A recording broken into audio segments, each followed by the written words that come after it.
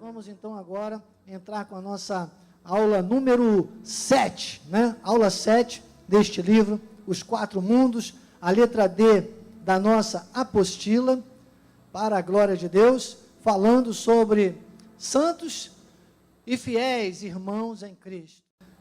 Depois você pode acessar o nosso canal de missões do YouTube, @Missões Cristo Vive, e ali você vai ter acesso à playlist da Escola de Capacitação e vai poder acompanhar passo a passo também as aulas anteriores.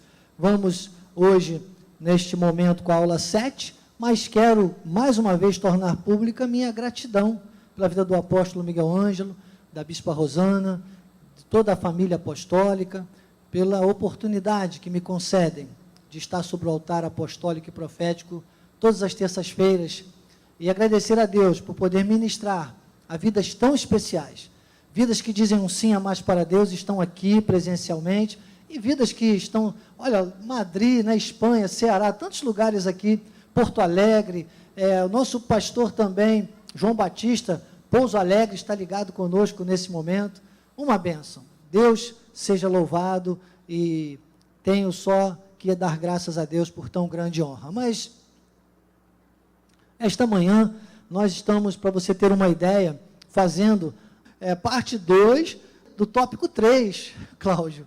Olha que coisa maravilhosa. Então, estamos a uma aula, ficamos numa aula na letra D e voltamos hoje. Por quê? Por causa da seriedade deste ponto.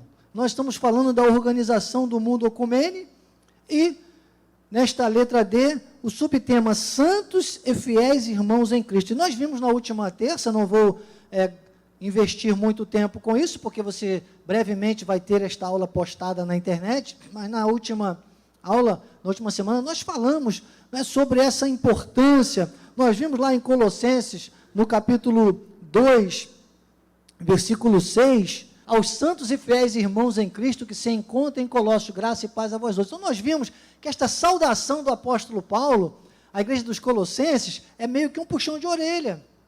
Né? O pastor que estava liderando aquela igreja buscava Paulo para tratar de alguns problemas que a igreja passava. A igreja estava muito influenciada pela lei, muito influenciada por filosofias, e Epáfras, que era o pastor desta igreja, buscava uma ajuda com o apóstolo Paulo.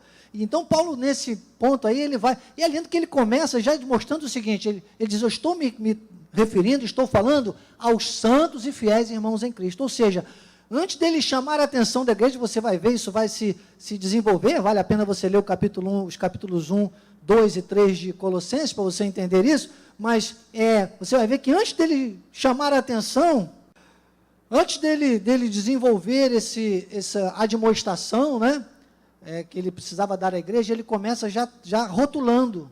Depois João 15,16, dizendo, não fostes vós que me escolhestes, eu vos escolhi a vós, e nós fomos tratando e passando sobre alguns aspectos, mostrando, né, dessa organização do mundo ecumene, e que o Senhor, amados, o Senhor, Ele só tem interesse por aquilo que nós fazemos nesta terra que cumpra a sua vontade.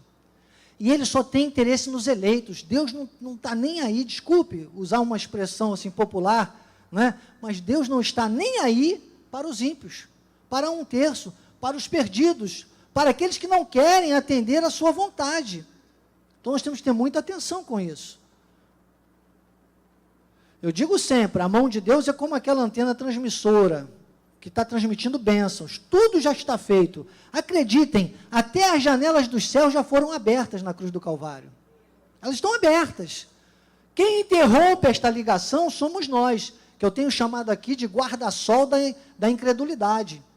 Quando você desobedece, porque o crente não erra por livre-arbítrio, ele erra por desobediência. Se ele errasse por livre-arbítrio, não haveria punição. Livre-arbítrio é autoridade para fazer o que quiser e bem entender. E a desobediência, irmãos, ela traz essas consequências. É o que eu digo, é como você está debaixo do sol, porque o salmista disse, o sol ao meio-dia, lembra? Sua justiça brilhará como o sol ao meio-dia. Isso aconteceu na cruz do Calvário, isso era a promessa, já aconteceu. E está brilhando, só que tem gente que está debaixo do guarda-sol. Pega até um bronzeadozinho, porque não adianta querer viver na lei, amado. Ó, uma notícia para você. talvez pessoas que estão começando aí conosco, pessoas que estão iniciando, está te interessando esse assunto, amado? Beba dessa água. Foi isso que mudou a minha vida, meu amado. Beba dessa água, mas beba muito, beba. Não é para esperar ter sede, não. Tem gente que só bebe água quando está com sede. Quando você sente sede, é porque a sua carne está desidratada, né? Desidratando. Não espere sentir sede para beber água. Agora falando, né, até da nossa área física, beba água o dia todo, porque faz bem. Imagine nossa vida espiritual, está cheio de crente desidratado por aí, amados. E vocês estão entendendo porque nós precisamos ficar numa apostila, tantos cultos? Porque você está na escola de capacitação e crescimento espiritual. E acreditem, isso a minha vida não traz soberba nenhuma, mas traz um senso de responsabilidade, amados. De falar aquilo que Deus me manda falar aqui. Eu não estou aqui para falar, sabe, o que as pessoas querem ouvir ou gostariam talvez de ouvir. Eu estou aqui para falar o que Deus me manda falar. E acreditem, nem sempre é tão agradável para mim não, porque se você sente o chicote batendo aí, imagine aqui. É tão sério isso, amados, que eu coloquei um versículo aí. Eu gostaria que você fizesse uma remissão na sua apostila. Está em Jeremias capítulo 7, versículo 16. Olha o que acontece quando um filho de Deus desobedece. Olha só. Olha o que Deus manda. Olha o que Deus manda Jeremias fazer. Ou melhor, não fazer. Tu, pois, não intercedas por este povo, nem levantes por ele clamor ou oração, nem me importunes, porque eu não te ouvirei. E Deus não estava falando do ímpio não, amados. Deus estava falando do povo dele, que estava em desobediência.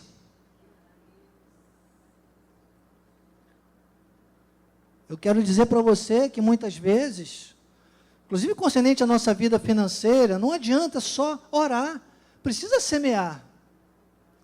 Às vezes uma pessoa diz, ora pela minha vida financeira, ora pela minha vida financeira. Nunca semeou uma semente, porque não adianta.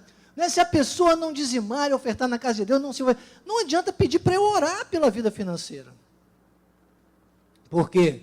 Porque nós não podemos achar que Deus vai ficar ouvindo oração, irmãos, por quem está em desobediência. Sabe? Eu acredito claramente na promessa de Deus, quanto a, sabe, a misericórdia, 1000 gerações e tudo mais. Só que tem gente. Deixa eu explicar uma coisa para você. Ó, isso aqui, irmãos, acredite, diria o bispo Gustavo, lá de Nova Iguaçu, diria que é revelamento. Mas eu posso dizer isso para você com respaldo bíblico. Tem muito mais pessoas nesta terra usando a misericórdia de Deus do que vivendo a misericórdia de Deus.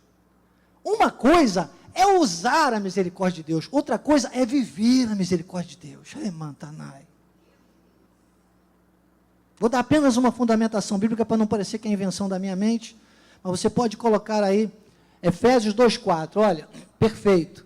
Mas Deus, sendo rico em misericórdia, por que Ele foi rico em misericórdia? Qual a causa que Deus foi rico em misericórdia?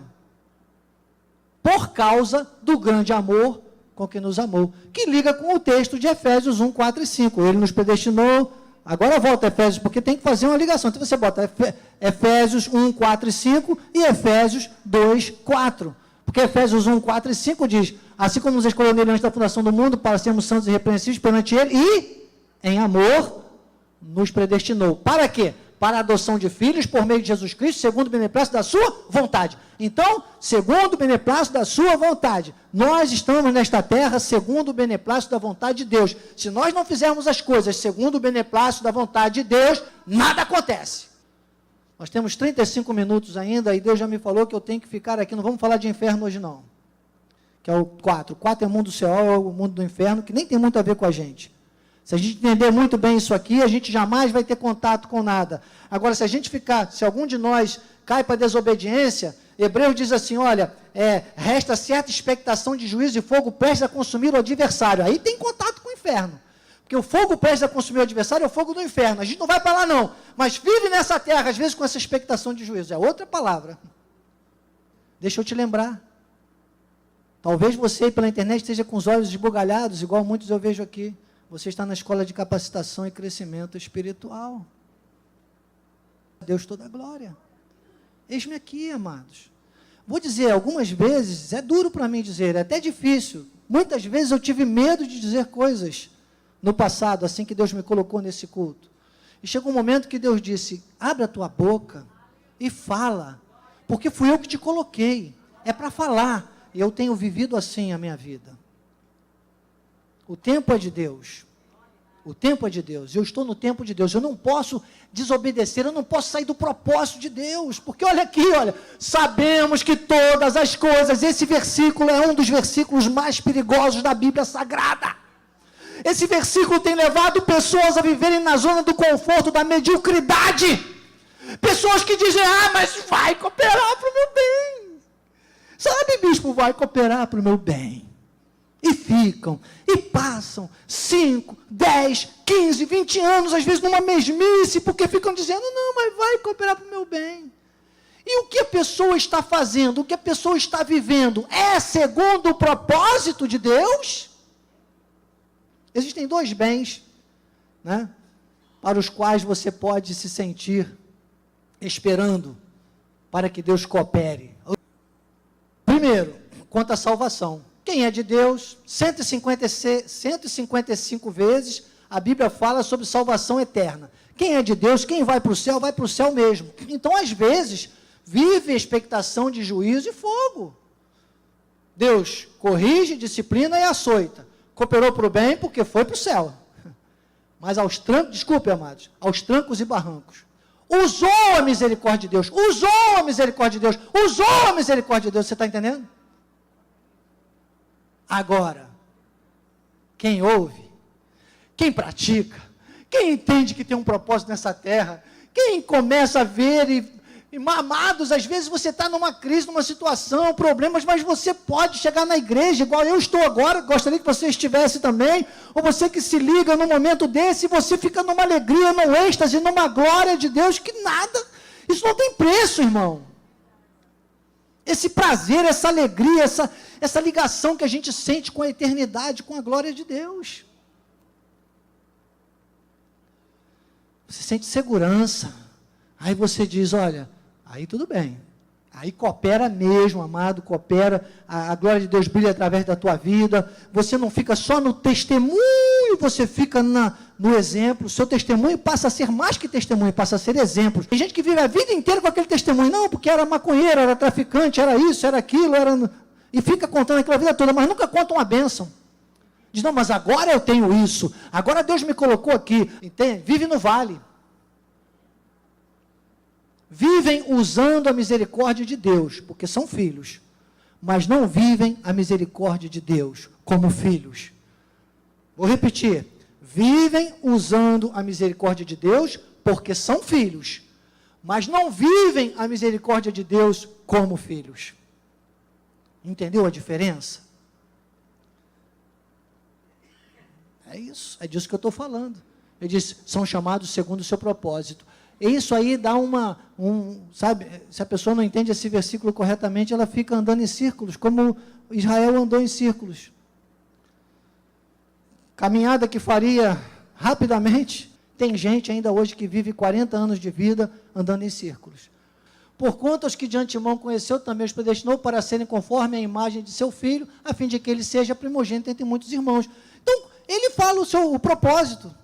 É que se nós nesta terra não vivermos Cristo em nós, a esperança da glória, ninguém vai acreditar que Cristo de fato foi Cristo um dia.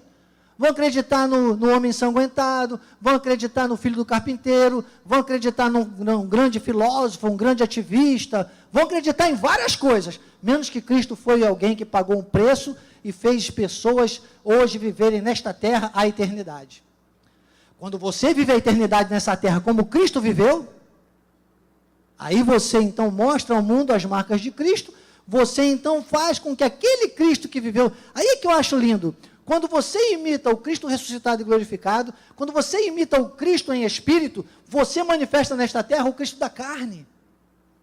As pessoas vão ver as mesmas coisas que viram no Cristo da carne, sem você precisar jejuar, pagar o preço, não, com as tuas vitórias, Eles vão dizer, aquilo que foi feito na cruz do Calvário deu essa vitória para ele, para ele, para ele. Você está entendendo? Diria o paulista, né? Então, aí quando você vive a vida, aí você manifesta esta terra, por quê? Porque ele passa a ser primogênito entre muitos irmãos. Somos nós. Diga na carne, eu sou irmão de Cristo. No Espírito, eu sou filho de Deus. Se você vive a tua vida espiritual como filho de Deus nessa terra, você manifesta nesta terra a sua irmandade de Cristo. 1 Pedro 2,9, nós vimos que fundamenta, liga com tudo isso, né, lá, o nosso chamado.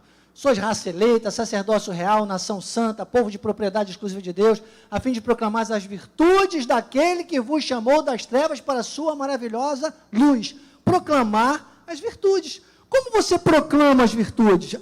Eu vou começar a gritar por aí, eu vou pegar um folheto, eu vou para a rua, eu vou dizer que só Cristo salva. Amado, não basta. Bispo, você faz cada coisa aqui, não é para evangelizar? É para evangelizar. Mas se você começa a ficar pela rua e você não viver isso na sua vida, vão olhar para você e vão chacotear o evangelho. Vão envergonhar o nome de Cristo. É o contrário. Até isso. Porque você tem que proclamar as virtudes de Cristo. Não é para ficar, quer vitória, vai chorando, geme e chora. Igreja pequena, onde... Não, irmão. Subo o morro, desço o morro, carregando a minha cruz. Não, irmão, não. Jesus já carregou. Pode carregar quantas cruzes você quiser, que cruz é só símbolo de maldição. A vitória não estava na cruz, a vitória estava no sangue que foi derramado naquela cruz. Foi o sangue que fez a diferença. De quem era o sangue derramado na cruz? Aí deu jeito. O nosso não ia servir de nada, senão Jesus não precisava ter vindo a esse mundo. Está vendo como é que eu tinha medo de falar essas coisas antigamente? Mas eu tenho que dizer. Você não está na escola de capacitação e crescimento espiritual? Quer proclamar as virtudes de Cristo? Viva as virtudes de Cristo. Aí vão acreditar em você. Agora ficar contando sobre Abraão, Isaac, Jacó, Salomão, maravilhoso. Até do apóstolo Miguel Ângelo, porque o nosso apóstolo, graças a Deus pelo nosso apóstolo. Mas você tem que aprender, viver e reproduzir o apostolado dele na sua vida para acreditarem que você tem um apóstolo sobre a tua vida. Vocês estão entendendo? Tem que reproduzir. Tem que viver. Você sabe, eu sou diretor de missões, eu posso, ingloriamente confesso, graças a Deus estamos no 6º ano da diretoria de missões, mas, irmãos, muita pedra para cavar, muita picareta, muita coisa, porque a maioria, quando nós começamos, e é para a glória de Deus que eu digo isso, com a mão na Bíblia, a maioria não reproduzia esse ministério, não. A maioria não reproduzia. Como vão acreditar?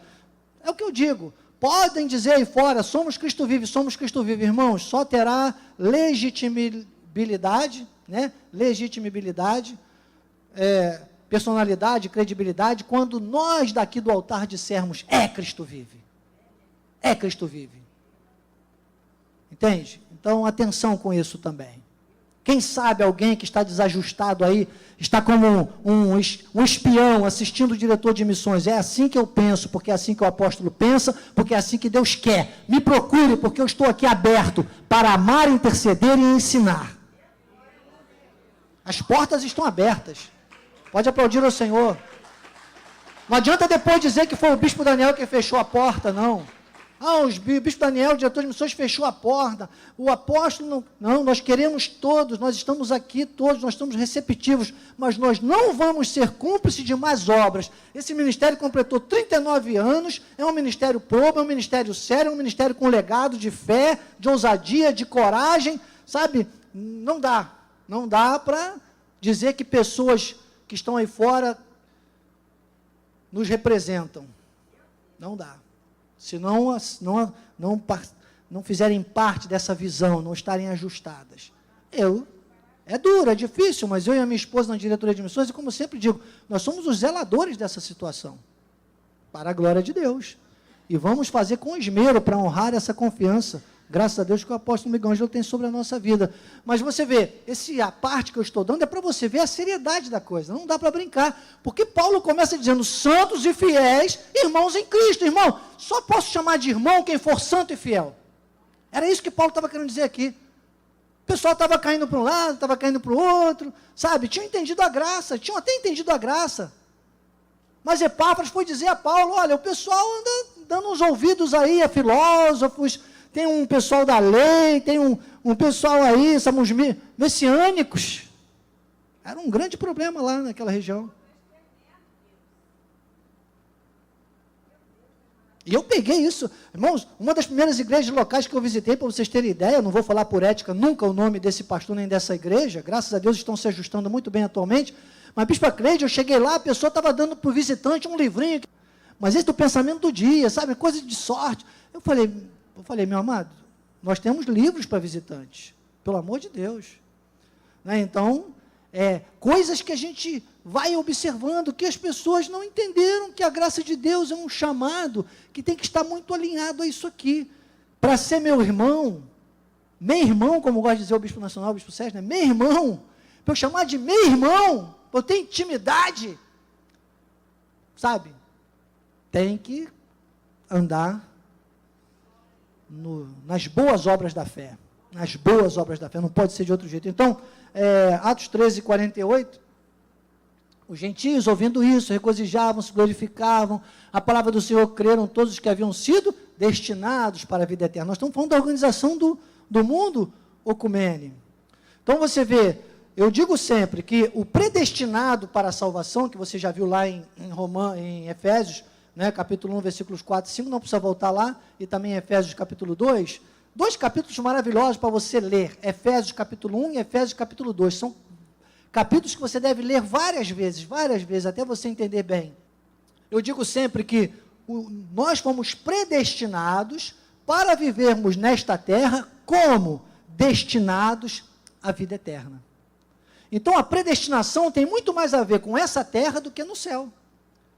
A predestinação é o destino que Deus nos deu nesta terra para vivermos como pessoas destinadas à vida eterna. Está entendendo a explicação? É isso. Então, creram quantos? Todos. A nossa pregação, amados, a nossa palavra, a graça de Deus, ela tem que ser radical. Ela tem que tocar na ferida, ela tem para cair, como, sabe? Ou todos entendem isso, ou o Senhor, todos aqueles que Deus precisa que entendam, ou o Senhor não vem buscar a sua igreja. Sabe? Todos precisam reconhecer esse sacrifício perfeito, todos os eleitos, todos aqueles que foram preparados para isso. Eu chamo desse povo separado para isso, é como se fosse o vestido da noiva. A noiva não entra no casamento, pelo menos os casamentos tradicionais, que eram lindíssimos, né? Não estou falando dessa bagunça que o mundo está fazendo aí fora hoje, que a noiva não entrava na igreja, se soltasse um botãozinho daqueles 300 botõezinhos que tinha atrás no vestido, tinha que pregar uma pedrinha, um sapato, não é verdade? Não era assim? E é assim, porque com Deus é tudo assim com perfeição. A noiva só vai entrar sem manchas, sem rugas e sem defeitos. E o que torna a igreja assim é o povo que espera e apressa a vinda de Cristo, que Pedro disse lá em 2 Pedro. Se você não precisa ir lá agora, mas se você quiser, anote aí, Hebreus capítulo 11. Os dois últimos versículos de Hebreus, do capítulo 11. Diz que Deus reservou para nós essa melhor parte. Porque sem nós, nem os heróis da fé teriam sido santificados. Está escrito lá. Então, essa parte de viver a graça de Deus é para um povo seleto. Entendam bem o que eu estou dizendo, um povo seleto, não é para qualquer um. E se Deus está falando no seu coração, você que está pela internet, você está ouvindo, isso está gerando vida, esperança na tua vida, como gerou um dia na minha vida, quando eu cheguei aqui aos 30 anos de idade, condenado pela lei, irmão, nunca mais diga não para a graça de Deus e envolva-se com este altar. Eu te garanto, em 2 meses, se você se envolver com todos os cultos, em 2 meses você vai saber mais de Bíblia do que qualquer um seminarista dessas outras igrejas. Desculpa, eu tenho que falar porque eu vivi isso na minha vida. Eu aprendi aqui em 1 mês de igreja, quando comecei primeiro você começa vindo num culto, mas quando comecei a vir, rigorosamente, quando eu vi, estava vindo todos os cultos, segunda, terça, quarta, quinta, no seminário do apóstolo, naquela época tinha culto todos os dias, sexta do louvor, sábado eu estava vindo em todos. 1 mês, amados, vindo. Eu fui muito afrontado pela minha família. Cheguei a chorar uma vez na frente de uma irmã. Eu não, que a minha esposa chora mais que eu, mas ela acabou me fazendo chorar, porque nós fomos confrontados. Eles estavam mais satisfeitos quando a gente estava no mundo do que quando a gente veio para Cristo Vive. né? E querendo provar que era heresia, a gente chorou porque a gente não tinha defesa ainda. Mas depois de um mês, irmão, desculpe, eu tenho que falar, só para resumir. Hoje em dia, todos eles reconhecem a graça de Deus na minha vida, e quando tem alguma necessidade espiritual, é o tio Dani, é o irmão, é o bispo Daniel, aí me chamam de bispo. E eis-me aqui, eis-me aqui, eis-me aqui. Desculpe, se falar mal da graça de Deus, se tentar me convencer que as 14 epístolas não explicam a Bíblia, ou dizer que o apóstolo Miguel Ângelo não é apóstolo, eu passo o rolo compressor. Paulo fez isso. Paulo era ousado. Paulo chegou para o rei Agripa e falou: ó, rei, quisera Deus, não só tu, mas todos esses teus aí que te seguem, creriam no que eu estou dizendo. Tem que ser radical, irmão. Sabe? Porque quem tiver sido destinado para a vida eterna, e quem tiver, sabe, o plano de Deus, de uma forma ou de outra, vai ouvir Deus, vai congregar, vai se manifestar a salvação. E eu digo para você, agora, claro, abrindo, relaxando um pouco mais, que às vezes as pessoas ficam assim, tensas quando me ouvem falar com tanta veemência sobre o plano da graça de Deus, mas eu entendo a multiforme graça de Deus nas igrejas. Eu sei que tem pessoas que não conseguem se adaptar à graça de Deus. O cara adora, irmão, fazer o quê? Ele adora um açoitezinho ali, não vou nem chamar de açoite, que açoite é morte prematura, mas adora uma correçãozinha aqui, uma disciplinazinha ali, um jejumzinho, sabe, uma sexta-feira forte, uma garrafa d'água para dar uma desculpa. Vão usar a misericórdia de Deus. Tudo bem. Mas, quanto mais nós pudermos influenciar e gritar, primeiro viver, porque não adianta, graça de Deus não se prega só gritando, você vai gritar com sonido claro, o gritar é com a tua vida, primeiro viver a graça de Deus, ninguém mais vai questionar. Não sabe que ninguém fica muito tempo me perguntando esse negócio de batismo, as pessoas não têm coragem, eu já reparei isso, eles não têm mais coragem de perguntar sobre batismo, sobre jejum, eles querem fazer, eles vão, eu tenho uns amigos aí, né, amigos, são amigos e parentes, eles evitam o assunto, amém, eu deixo quieto, entende? Mas não me convidam mais, tá? Não me convidam, já sabem minha posição, então é isso, você tem que gritar com essa questão. Atos 18, 9 e 10, diz ainda, teve Paulo durante a noite uma visão em que o Senhor lhe disse, não temas, pelo contrário, olha, fala e não te cales. Deus disse isso para mim já há bastante tempo também. Porquanto eu estou contigo e ninguém ousará fazer-te mal, pois tenho muito povo nesta cidade. Então, irmãos, é termos a segurança. Um dia eu fiquei, Senhor, eu tenho que falar, e Deus disse, eu tenho muito povo que vai à escola de capacitação, eu tenho um dia ainda vou te colocar na internet, você vai falar até para Madrid, para a França, você vai falar para o mundo inteiro, amém, eis-me aqui, eu estou falando, e quem tem ouvidos para ouvir, ouça o que o Espírito diz à igreja. Desculpa, você está aqui fazendo uma pós-graduação, deixa eu te lembrar, você vê como é que eu falo, eu sei que o ser humano, ele não absorve mais que 30% daquilo que se fala numa palestra. Normalmente, as pessoas normais. Ela não consegue absorver mais que 30%. Por isso que eu preciso falar 1 milhão de palavras, porque se você absorver 30% do que foi dito aqui, na página 39 do livro, são 2 textos, Isaías 46, 10, Romanos 9, 23, que estão aqui no livro, diz assim, o apóstolo Miguel Ângelo na página 38, ao predestinar os eleitos para a salvação e destinar os vasos de desonra para a perdição, Deus justifica a sua ira, manifesta a sua soberania. O livro do profeta Isaías expressa essa determinação do Pai. Ele diz, desde o princípio anuncio o que há de acontecer e desde a antiguidade as coisas que ainda não sucederam, que digo, o meu conselho permanecerá de pé, farei toda a minha vontade. Então é a soberania de Deus, irmão. Quer saber onde está o livre-arbítrio? Está aí, ó. Só um teve o livre-arbítrio. Deus decidiu e pronto. Se você quiser, ainda faz uma remissão, coloca aí Romanos, que aqui nós vamos ler o 23, mas pode colocar desde o Romanos 10 para casa, leia a partir do versículo 10, não dá tempo da gente ler a partir do versículo 10, mas Romanos, a partir do versículo 10, vem explicando isso aí muito bem.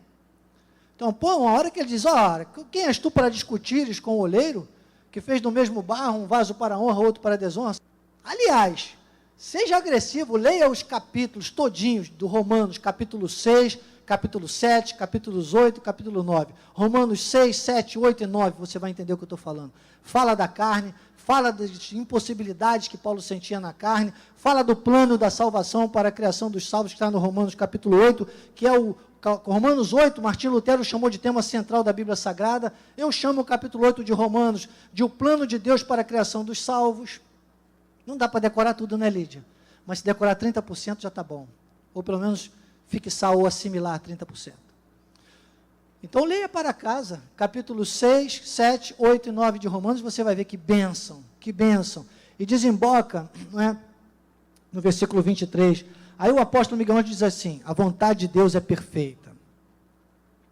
Se ele diz que há um mundo da salvação e outro da perdição, não nos cabe dizer que se trata de má vontade do Senhor, ou mesmo de injustiça.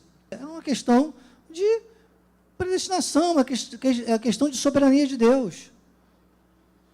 Romanos 9, 23 diz assim, a fim de que também desse a conhecer as riquezas da sua glória, em vasos de misericórdia, que para a glória preparou de antemão. Você está entendendo? As misericórdias de Deus? Nós somos vasos de misericórdia. Tem gente que usa essa misericórdia, tem gente que vive essa misericórdia. E aí o apóstolo Miguel Ângelo termina dizendo assim, olha, ele tem uns para a salvação, o Senhor é o Deus rei que reina, se ele quis adotar uns e endurecer a outros, isso é um ato da soberania e da justiça divinas. Não há o que discutir com o soberano. Se está na Bíblia, é isso que o apóstolo diz aqui. Se está na Bíblia, nós cremos e recebemos como perfeito. Damos graças a Deus porque ele teve misericórdia de nós e nos selou para a redenção. Santos e fiéis irmãos, na próxima semana a gente fala do inferno, tá bom? Claro que não, a gente vai aqui entender essa organização também do mundo Sheol, que nenhum de nós vai para lá, mas vamos ver como a gente vai lidar com tudo isso aqui nessa terra ainda, para a glória de Deus. Amém? Assim seja, assim disse o Espírito da Graça.